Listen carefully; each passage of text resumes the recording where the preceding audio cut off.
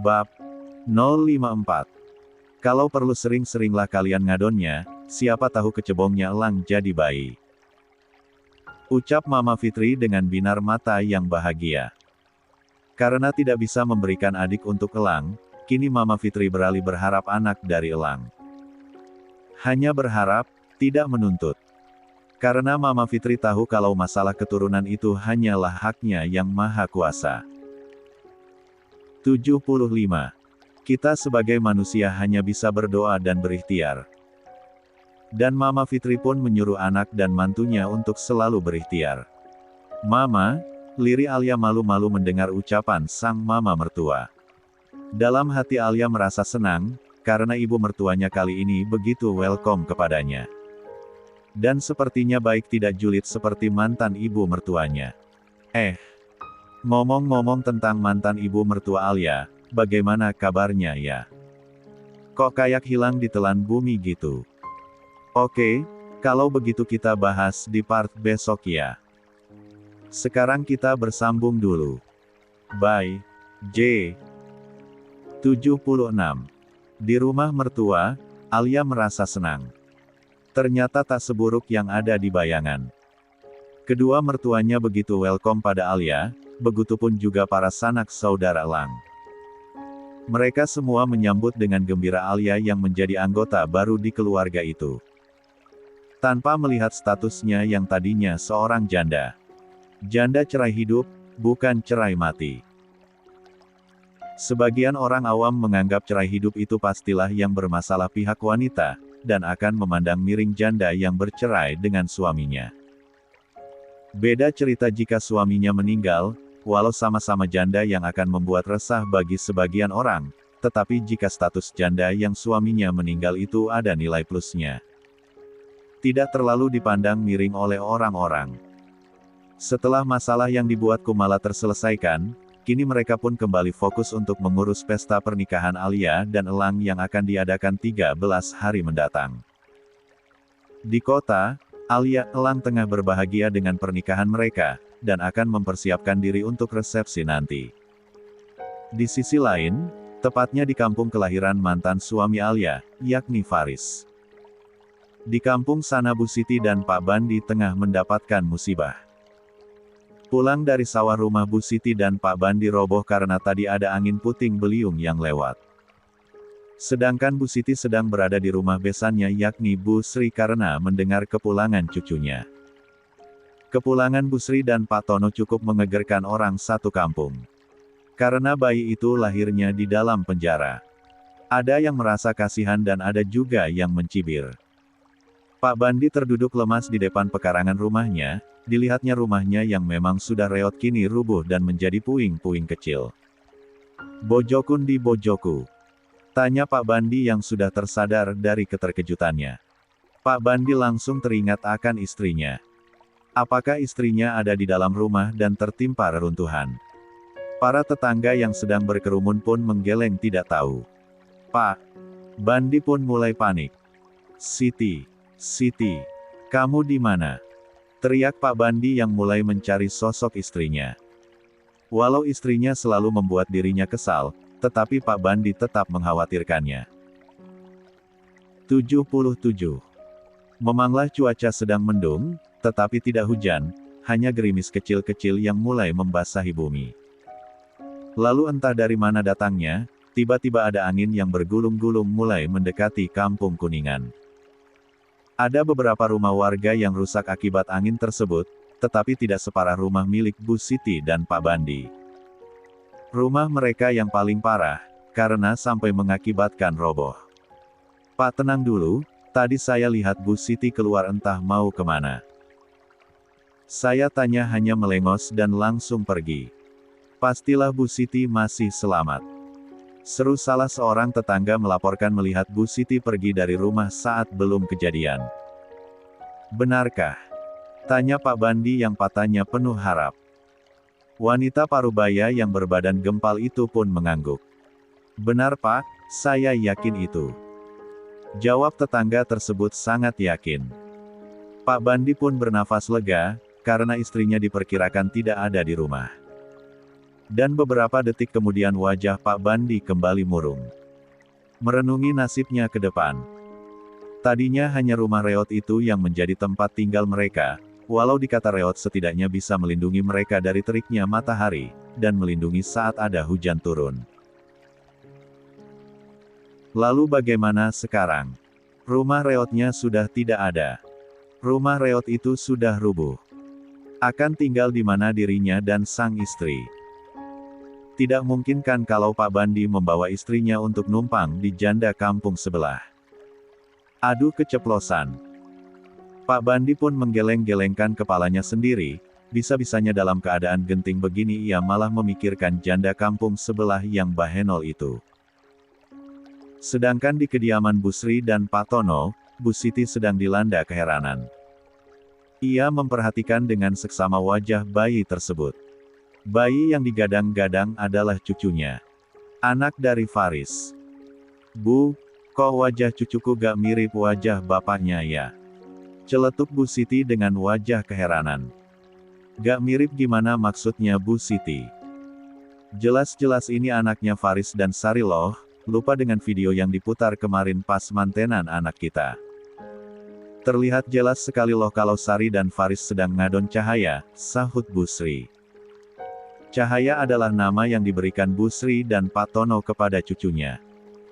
Berharap selalu membawa cahaya kebaikan di dalam hidup orang tuanya. Dan orang-orang yang ada di sekitarnya.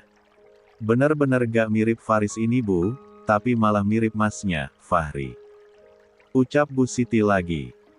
Walau Faris dan Fahri kakak beradik, tetapi wajah keduanya sangat berbeda. Wajah Fahri lebih mirip ke Bu Siti, sedangkan Faris lebih tampan dan sangat mirip dengan bapaknya. Sedangkan Farah perpaduan antara Pak Bandi dan juga Bu Siti. Lah Bu Siti ikipa itu. Faris dan Fahri kan kakak adik, Yogal heran kalau mirip padenya. Seru Bu Sri seraya. 78. Terbahak. Bu Sri belum terlalu bisa menyamakan wajah cucunya. Lagi pula masih bayi merah, dan wajah bayi memang suka berubah-ubah. Tetapi beda lagi dengan Bu Siti, karena Faris dan Fahri anak-anaknya dan mengurus sendiri mereka dari bayi sampai sebesar ini, tentulah Bu Siti hafal dengan wajah mereka sewaktu masih bayi. Assalamualaikum, Bu Siti. Bu Siti. Tiba-tiba ada salah seorang tetangga yang datang ke kediaman Bu Sri. Karena pintu terbuka lebar, tetangga tersebut pun langsung nyelonong masuk ke dalam rumah. Waalaikumsalam, Jum ada apa tuh? Kok gerusa-gerusu begitu? Seru Bu Sri. Hahaha. Jumina atau lebih akrab disapa Jum itu ngos-ngosan karena berlarian memkari Bu Siti. Itu Bu, rumah Bu Siti rumah Bu Siti. Gagap Jum seraya menunjuk-nunjuk arah rumah Bu Siti. Kenapa dengan rumahku Jum? Ngomong yang jelas. Kenapa gagap begitu? Udah kayak Aziz gagap aja kamu Jum. Sambar Bu Siti cepat. Itu anu Bu Siti, rumah Bu Siti ambruk. Seru Jum memberikan kabar buruk. Jedueyer. Bu Siti pun mematung. Ah bercandamu gak lucu kamu Jum. Ujar Bu Siti tak percaya. Tak percaya karena Bu Siti merasa baru meninggalkan rumahnya itu sekitar setengah jam yang lalu. Dan rumah reotnya itu masih baik-baik saja. Sopo seng bercanda tuh Bu Siti. Masak yang beginian dibuat bercanda. Itu benar Bu Siti, tadi ada angin muter-muter gitu terus membuat rumah Bu Siti rubuh. Rumah tetangga juga banyak yang jadi korban tapi gak terlalu parah, gak sampai rubuh kayak rumahnya sampean. Seru Jum dengan bersungguh-sungguh. Melihat kesungguhan Jum, wajah Bu Siti pun kini menegang. Ya Allah Gusti. Ucap Bu Sri seraya mengelus dadanya. Ayo Bu cepat. Kasihan itu Pak Tono, udah kayak orang linglung. Seru Jum lalu mengajak Bu Siti untuk pulang ke rumahnya. Awas aja kalau ini cuma perang Jum, bakal ku gorok semua ayammu. Ancam Bu Siti yang masih terlihat tak percaya. Lebih tepatnya menolak untuk percaya. 79. Kini keduanya pun sedang dalam perjalanan pulang ke rumah Bu Siti yang katanya ambruk itu. Lumayan jauh karena rumahnya ada di ujung bagian selatan, sedangkan rumah Bu Sri ada di tengah-tengah kampung. Jum pun mendengus. Gak ada aku bohong Bu Siti, kalau bohong Bu Siti boleh kok potong semua kukuku yang menghitam dan panjang. Sahut Jum nyeleneh. Di sepanjang jalan mata Bu Siti pun melihat ada beberapa rumah warga yang getengnya ngelerek berantakan. Dalam hati Bu Siti mulai ketakutan, takut kalau rumahnya benar-benar rubuh. Walau berulang kali ia mengatai rumahnya sudah reot, tapi ia tidak menginginkan rumahnya itu rubuh. Mau tidur di mana ia dan sang suami jika rumahnya rubuh? Tidak mungkin kan tidur di kandang kambing milik tetangga. Duh Gusti. Rumahku. Pekik Bu Siti saat tahu rumahnya benar-benar rubuh. Bu Siti menatap tak percaya pada rumahnya yang sudah rata dengan tanah. Pak Pai iki Pak. Rumahnya Pai Pak. Seru Bu Siti yang mulai menangis terisak. Huuhu. Tubuh Bu Siti pun limbung dan ia terduduk di tanah, ia pun menangis tersedu-sedu. Meratapi rumahnya yang ambruk karena digulung angin. Bu, ini tuh salah ibu. Coba ingat-ingat dulu ibu pernah doain rumah Alia roboh kan? Doa ibu itu sangat buruk Bu, padahal yang jahat itu kita. Alia tidak salah apa-apa. Bapak pernah dengar kalau doa buruk itu akan berbalik yang mendoakan. Sekarang lihat sendiri, rumah kita rubuh gara-gara mulut ibu yang asal ceplos. Sentak Pak Bandi menuding istrinya.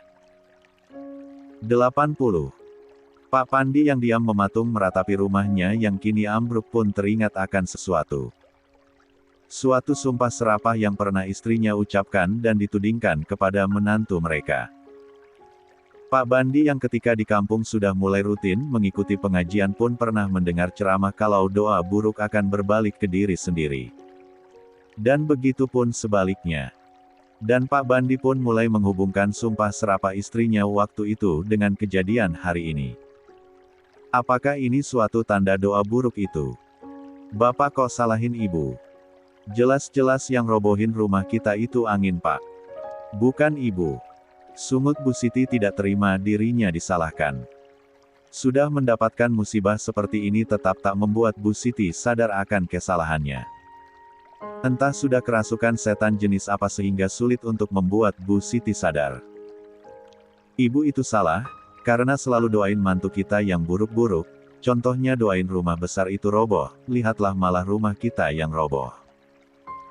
Semoga saja hanya doa yang ini saja yang diijabah Allah, semoga cucu kita yang dikandung Alia tetap hidup dan tidak mati seperti yang ibu doakan tempo lalu.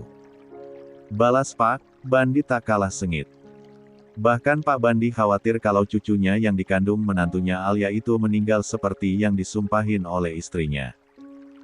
Tanpa mereka ketahui, cucu mereka yang dikandung Alia memanglah sudah meninggal dunia. Bukan karena sumpah serapah Bu Siti, tetapi itu sudah menjadi ketetapan Allah SWT. Allah tahu yang terbaik untuk hambanya. Jangan dihubung-hubungkan Pak, itu tidak ada hubungannya dengan keadaan kita. Doa itu hanya berlaku untuk menantu dan istri durhaka macam Alia. Balas Bu Siti lagi. Pak Bandi pun mendengus kesal. Wes, Angel. Susah memberitahu kamu Bu. Capek Bapak. Ketus Pak Bandi yang sudah merasa angkat tangan dalam menasehati istrinya. Istrinya terlalu pembangkang dan membuat Pak Bandi semakin merasa jengah. Para tetangga yang sedang berkerumun pun menyaksikan pertengkaran mereka. Huhuhu. Terus gimana ini Pak? Kita mau tidur di mana setelah ini? Rumah kita sudah rata dengan tanah. Kembali Bu Siti menangisi nasib hidupnya. Tak mungkin kembali ke Jakarta karena sekarang Farah sudah tidak tinggal di kontrakan. Katanya Farah dapat kerja dan sekarang tinggal di mes yang disediakan oleh bosnya. 81. Para tetangga pun saling lirik, walau Bu Siti ketika dulu masih kaya orangnya sangat sombong plus menyebalkan, tetapi mereka tetap kasihan dengan apa yang Bu Siti alami. Tidak mungkin mereka tutup mata tutup telinga ketika ada tetangga yang kesusahan. Lalu ada seorang tetangga yang menawarkan tempat tinggal gratis untuk Bu Siti dan Pak Bandi. Bu Siti, Pak Bandi, kalau Pak Bandi dan Bu Siti mau kalian bisa tinggal di bekas kandang sapi saya. Tempatnya masih bagus kok Pak Bu, layaklah kalau dibuat tinggal sementara sampai rumah kalian didirikan lagi. Kata tetangga tersebut. Lantas Bu Siti pun melototkan matanya, apa-apaan itu? Menawarkan untuk tinggal di kandang sapi. Memang dipikir Bu Siti hewan apa? Sumi. Kamu menghina saya ya? Mosok aku kau suruh tinggal di kandang sapi? Kalau mau niat bantu yo suruh tinggal di rumahmu. Bukannya di kandang sapi. Kamu pikir kami kambing apa, kau suruh tinggal di kandang? Semprot Bu Siti marah-marah. Bukannya berterima kasih Bu Siti malah memarahi Sumi yang telah menawarkan sebuah tempat tinggal gratis. Walau bekas kandang sapi setidaknya masih layak dihuni. Yo kalau di rumahku ndak bisalah Bu Siti, tahu sendiri anakku banyak, sudah tidak ada tempat lagi untuk sampean Bu. Kalau mau di bekas kandangku yo monggo kalau tidak mau ya gak popo. Beristoh, sahut Bu Sumi yang sedikit sakit hati. Tapi karena Bu Siti yang berbicara maka sudah tidak heran lagi. Dari dulu kala memang watak Bu Siti sudah seperti itu. Selalu pedas jika berbicara tanpa memikirkan perasaan orang lain. Karena melihat tidak ada tetangga lain yang menawarkan tempat tinggal untuk mereka, dan hanya Bu Sumi seorang yang menawarkan tempat tinggal gratis, akhirnya Pak Bandi pun mengiyakan saja. Bu Sum, terima kasih sudah menawarkan, maafkan Siti yo, untuk sementara kami menempati kandangmu iku yo Bu Sum. Senajan walaupun bekas kandang yang penting kami tidak kehujanan dan kepanasan. Ucap Pak Bandi dengan wajah yang lesu lemah. Nggih monggo Pak, lagian saya juga belum beli sapi lagi, jadi kandangnya nganggur. Tenang Pak, karena habis dibuat masak besar ketika mantu Tika kemarin, jadi kandangnya sudah gak bau kletong lagi. Seru Bu Sumi mempersilahkan. Bu Sumi dikenal baik hati, jadi walaupun Bu Siti sangat menyebalkan, tetap ia bantu. Walau cuma dengan seadanya. Bu Siti yang mendengar suaminya mengiyakan untuk tinggal di kandang sapi pun mendelik hendak protes. Pak, kok mau di kandang sih? Ini ada banyak tetangga loh, masak gak ada yang mau nawarin kita tempat tinggal sementara. Protes Bu Siti seraya menatap para tetangganya bergantian. 82. Para tetangga pun saling lirik satu sama lainem. Maaf Bu Siti, bukannya gak mau bantu, tapi rumah saya kamarnya cuma 2 Bu, itu saja si Andi anak sulungku tidurnya di luar, depan TV. Jadi gak bisa menampung Bu Siti dan Pak Bandi. Ujar Bu Inem, yang rumahnya berjarak tidak terlalu jauh dari Bu Siti.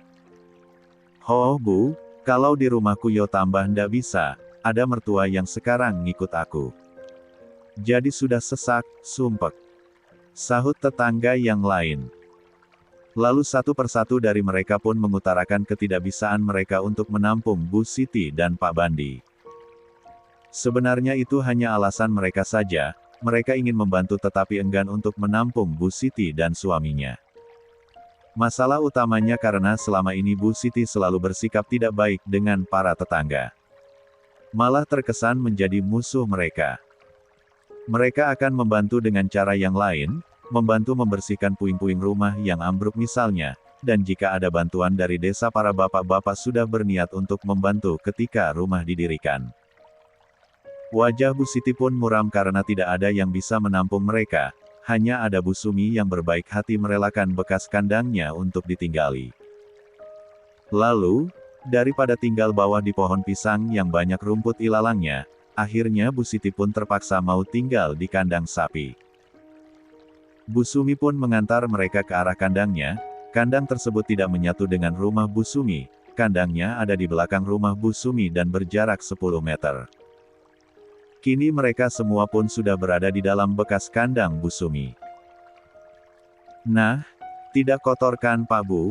kemarin pas mantu sudah dibersihkan dan dibuat masak besar jadi tidak bau, Pak Bandi dan Bu Siti bisa menempati kandang ini sampai saya bisa beli sapi lagi.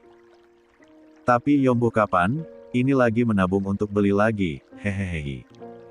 Ujar Bu Sumi seraya terkekeh. Matus suwon ge Bu Sum, kulo banyak-banyak terima kasih sama sampean. Seru Pak Bandi berterima kasih. Nggih Pak, sami-sami. Tak ambilkan tikar dulu yo Pak Bu, kebetulan ada tikar yang nganggur di rumah. Seru Bu Sumi lagi. Pak Bandi pun mengangguk mengiyakan, setelahnya Bu Sumi berlalu untuk mengambilkan alas untuk Bu Siti dan Pak Bandi beristirahat. Sedangkan wajah Bu Siti sedari tadi ditekuk.